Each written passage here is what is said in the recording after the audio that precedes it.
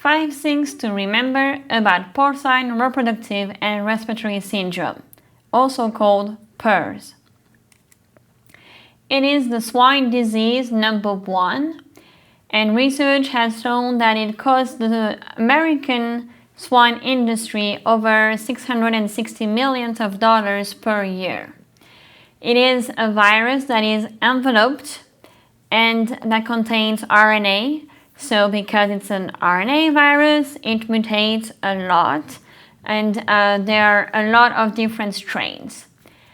There are 2 types of PRRS viruses. Type 1 that comes from Europe or European lineage, and type 2, which is a North American lineage. And so type 2 is the most prevalent in our country and in Southeastern Asia. And type 1 is the most prevalent in Europe and in Russia. So PRRS affects all ages. It has reproductive consequences in the sow farm. It provokes late-term abortion, usually the last third of the pregnancy. When the piglets are born, we have a lot of stillbirths, so piglets that are born already dead. We also have a lot of really weak piglets that are smaller, they have a rough hair coat, they just don't look as lively as normal piglets. In growing pigs, we'll see a lot of respiratory signs, but quite interestingly, there is very little coughing associated with PRRS. We will see difficulty breathing, thumping in the pigs, but not as much coughing as with influenza, for example. PRRS is really prone to co-infections because it attacks the pulmonary alveolar macrophages, so it immunosuppresses the ability of the body to defend itself against aggression. So co-infections, PRRS and influenza, PRRS and Streptococcus suis, PRRS and PCV2 are all very common.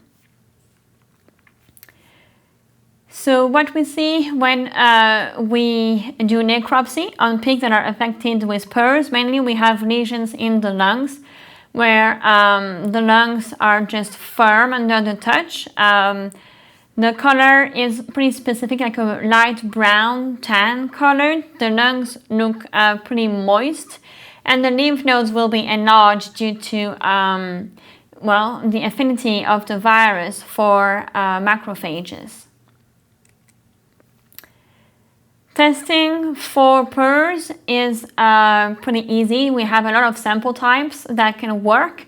We can test for PRRS with oral fluids, with serum, nasal swabs, but also with tissues. So post-mortem, if we submit lung tissue and lymph nodes, we can test all of those samples by PCR to detect the virus. If the amount of virus is high enough, we can even sequence those viruses, and so this can help veterinarians to determine if it's a new viral strain or if it's the same one that's been circulating in the herd. Serology is possible and may be useful after a disease outbreak. Remember that it takes roughly 2 to 3 weeks for antibodies against PRRS to develop, or also to know the herd status. Is it a PRRS positive or negative herd? Serology can help for that. So there is no real treatment against PRRS. We try to control the disease with vaccination, but like I said, it's an RNA virus that mutates quite a bit. So it's kind of a moving target. So we can go down the route of commercial vaccines and hope for cross protection, or we can choose autogenous vaccine, knowing that if a new strain is introduced, the cross protection might be an issue. A lot of people have chosen to eliminate PRRS from the herd. There are several ways to do that. You can do a depopulation repopulation protocol, or more commonly, we will do a load close and expose protocol in which we bring in gilts in the farm, then we close the farm, meaning that no adult animal comes in or comes out, only the weaned piglets come out of the farm, and then we expose all of the animals in the herd to the virus so that they can develop immunity, and then after a while the PRRS virus won't find any susceptible animal to develop. So then all of the sows in the herd will develop immunity, and after a while the farm will become negative.